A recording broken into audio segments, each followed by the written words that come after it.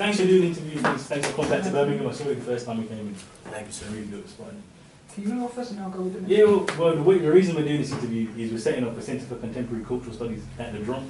And what that is basically saying that, because we're academics, we work in universities, but what we're trying to say is that the music, the culture, there's something important there as well. And if you analyse that, it can tell you about society, etc., etc. And because your music is very political and much about the struggle and revolution, that's kind of where we want to start and say, well, what do you think the role of the music is, of your music in particular, is in the struggle? So can music be revolutionary? Well, I think music can absolutely be revolutionary. Music has always been revolutionary. Whether we're talking about people banging on drums and singing songs 1,000 years ago to overthrow, a tyrant king here in England, or whether it was, 50 years ago when people were 60, 70 now, damn, when people were going to war in the Pacific, or where people these days are struggling for more civil rights, more human rights. I think that music is absolutely a part of that struggle. To what degree it can be effective, that's a question for you guys to answer as academics, you know what I mean? That's not for me to say that it's going to definitely make the impact I want it to. I have a clear, obviously a clear goal in mind, which is to reach as many people as possible with the message, and hope that they realize that they actually have the power to change these negative things that are in society. But again, with humanity, it's a toss-up, because you basically have a creature that's ruled by its emotions.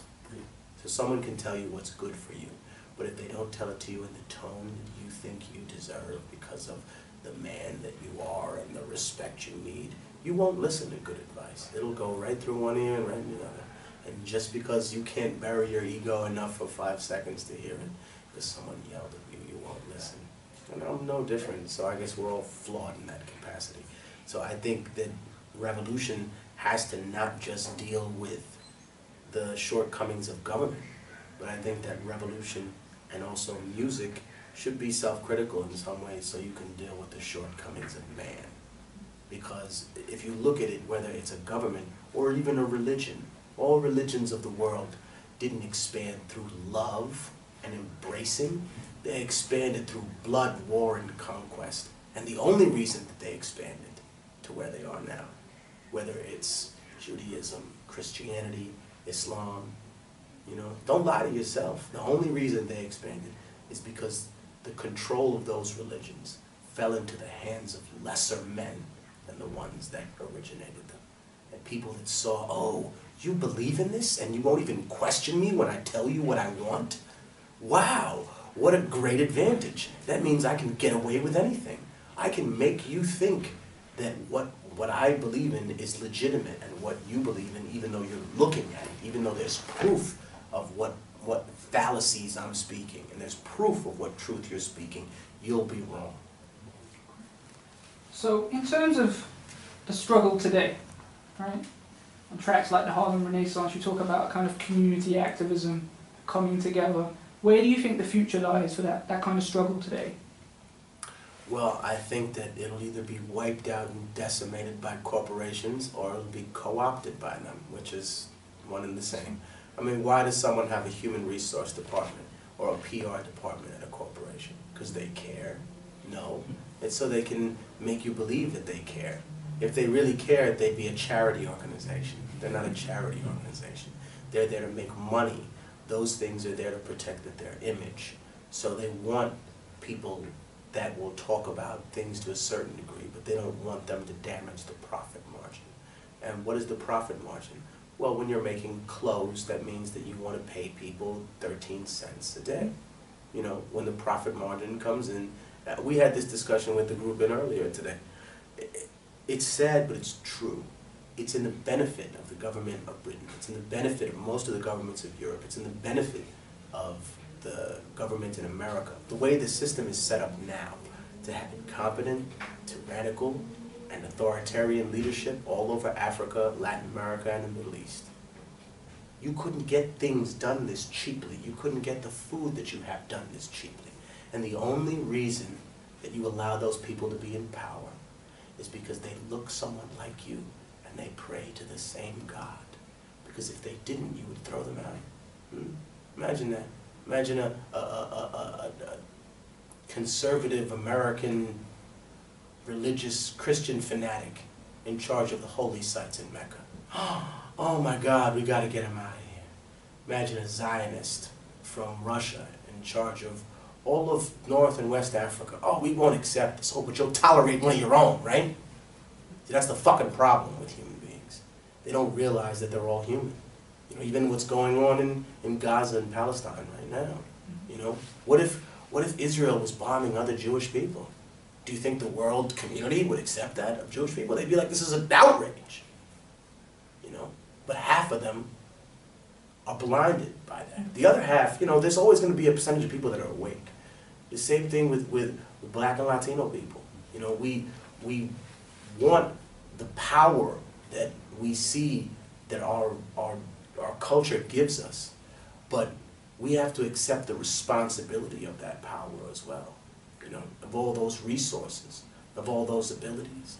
You know, and it also requires us to be humble. And unfortunately, the people that were part of the civil rights movement in America during the 50s, 60s, 70s, they didn't approach the 80s and the 90s generation with any humility. They wanted to be the gatekeepers. They wanted to be we're the only ones who have the truth. Really? And that's how you communicate with an 18 and 19-year-old child who's writing hip-hop for the first time? I mean, you brothers work in academia. You know that the only thing you can teach people with hatred is how to hate other people. But you can teach anything to a child with love. Even a child that's been abused and beaten down by the world and told you're going to be nothing. You still can save that child. You can still say, hey, brother, everything you've been told about the world is a lie. And now we're going to discuss the truth. But before we discuss the truth, we have to discuss your poor impulse control. Do you know what that means, poor impulse control? That means when a nigga looks at you the wrong way and you feel like punching him in the face, or somebody says, yo, get out my way, and you feel like hitting him, you have to control that. Why? Because you have a job to go to, my nigga. Because you have school to go to. Because you have a family waiting at home. Why are you wasting time arguing with a drunk person you bumped into in the street? Where is the glory? Where is the honor in that? You know, also it means you have to confront negativity in your own home. And that's harder than just confronting it on a track, which is why I think the question's perfect. The music has to lead you into some physical action that confronts human behavior. You don't like people that are oppressed, right? But I'm sure all of us in our family can find a woman that's oppressed. A woman who don't want to be there, who thinks, damn, you know, I feel like the person I loved is not this person anymore. I feel like they shouldn't talk to me in that way. And we should also realize that any of us, if we saw someone smack our daughter, or if we saw our stepfather hit our mother, automatically a red line has been crossed. We're going all out. That's the time when it's time to pop off, not when you run into a drunk nigga. But here's the question. That's an obvious line. What happens when the line's not obvious? What happens when it's not physical abuse, but what if it's verbal abuse, psychological abuse, emotional abuse? Do you want someone telling your sister, your daughter, she's stupid, or she's a fucking idiot, or you're not worth anything?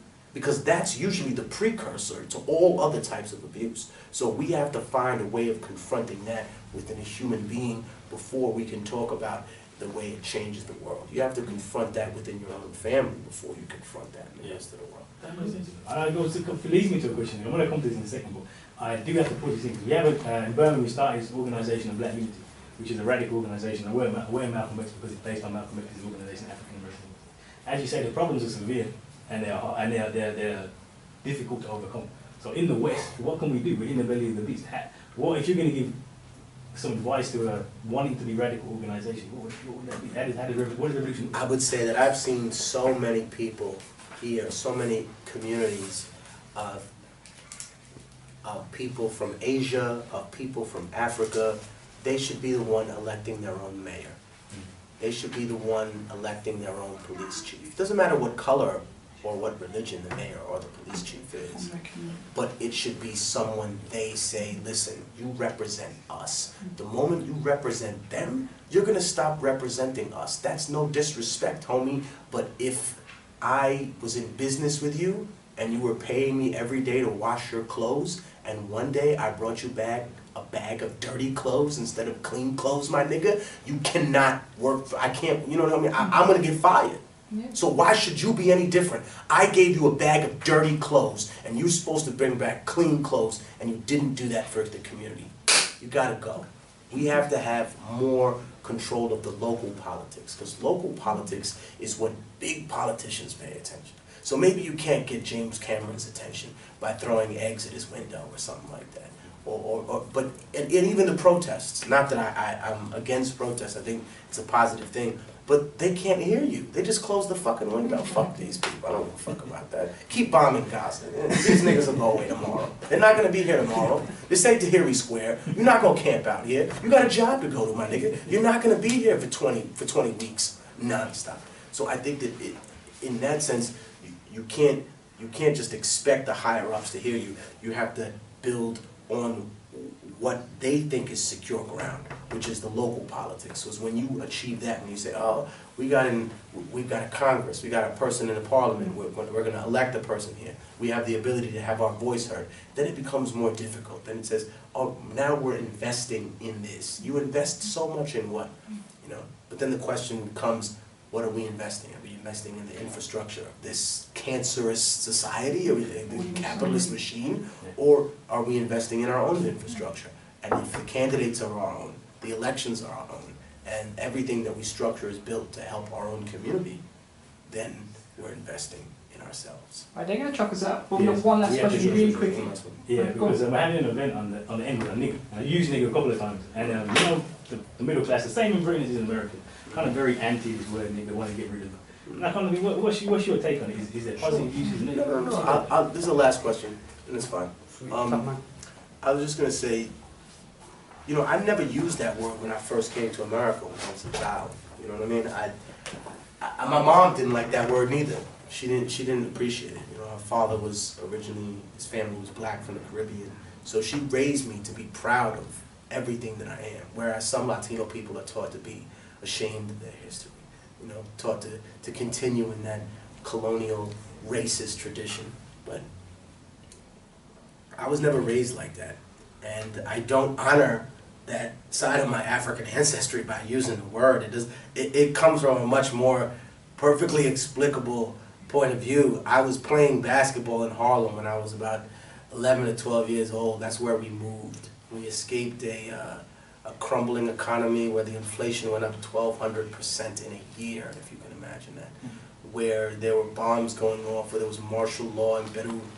And my dad thought it'd be a good idea to move us to Harlem in the 80s to get away from all that.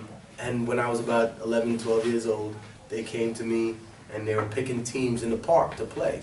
So it was just a bunch of, you know, people from the community, and they said, oh, I got him, I got that nigga, I got that nigga. And they pointed at me because I was short.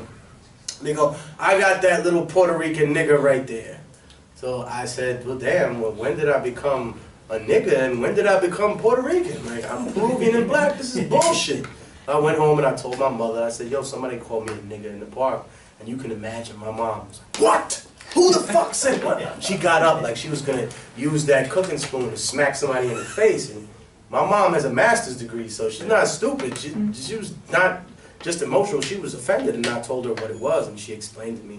She was like, you know, I don't believe in using the word that way. Other people just use it for camaraderie. And it was just part of the local lexicon. Now, mind you, would I like to speak to my children like that? No. I think it's a word that I'm eventually gonna push out, like in the later works. I noticed that I use it a lot less now in music. Like I say the word soldier, brother, you know, something like that to specifically talk about those things and those people that I don't want to necessarily denigrate. So it's a word that I would eventually like to one day filter or just eventually move towards not saying, but it's something I grew up speaking because it's how I called somebody my friend, and it was our way of trying to reclaim it, is the way it was spoken. I understand people's aversions to it, and I respect that, but you know what I mean? I just explained where I came from with it, and it was never meant as any part of disrespect, but I do understand the conundrum that it puts people in. I do understand that that the imagery of hypocrisy is definitely there, but it's not in my heart because there's no hate in my heart when I say that. It's just, that's the thing. That's a great way to end this. Cool, cool.